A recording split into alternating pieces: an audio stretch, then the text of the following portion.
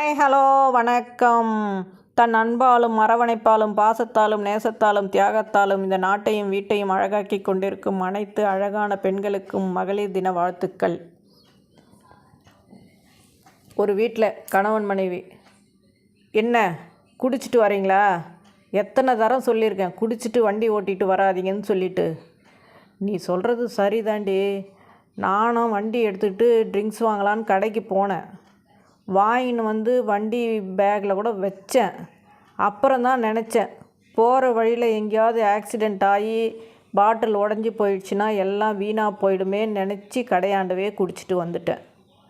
இப்போ சொல்லு, நான் எடுத்த முடிவு சரியா தப்பான்னு? அப்புறம் என்னாச்சு? ஏன் இப்படி உடம்பெல்லாம் அடிபட்டிருக்கு? பாரேன், நான் நினச்ச மாதிரியே வண்டி மோதி ஆக்சிடெண்ட் ஆகி வண்டியோட கீழே விழுந்தேன். இப்போ நான் மட்டும் குடிக்காமல் இருந்தேன்னா அந்த பாட்டில் உடஞ்சி வீணாக போயிருக்கும்ல. 2 ஃப்ரெண்ட்ஸு இங்கே பாருடி, பெங்களூரில் ஒரு படுபாவி குடும்ப சண்டையில் அவன் பொண்டாட்டி வாயை ஃபெவிக்விக் போட்டு ஒட்டிட்டானான். அந்த பொண்ணு இப்போ ஹாஸ்பிட்டலில் இருக்குது, அவன் ஜெயிலில் இருக்கானாண்டி. என்னடி இது அநியாயமாக இருக்கே. ஐயோ, நம்ம புருஷனுங்கள்லாம் எவ்வளோ தங்கமானவங்க, இப்போ புரியுதா? ஒரு வீட்டில் கணவனும் மனைவியும், இங்கே பாருடி, அரை பாட்டிலில் தண்ணி இருக்குது. இந்த தண்ணி பாட்டில் இப்படி குளுக்கணும்னா எவ்வளோ சத்தம் போடுது பார். அதே போல் தான் நீ. இங்கே பாருடி, இது முழு பாட்டில் தண்ணி குளுக்குறேன் பாரு, சத்தமே வரல. அது என்ன மாதிரி. அப்படியாங்க? இங்கே பாருங்க, காலி பாட்டிலு நல்லா குளுக்குறேன், சத்தமே போடல. அதே போல் தான் நீங்கள், உள்ளே ஒன்றும் இல்லைன்னா கூட சத்தமே வராது.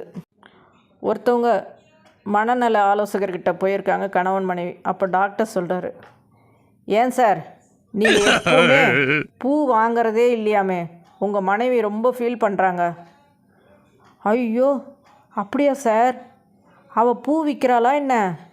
அவள் பூ விற்கிற விஷயமே எனக்கு இவ்வளோ நாளாக தெரியாது சார், சத்தியமாக சொல்கிறேன்.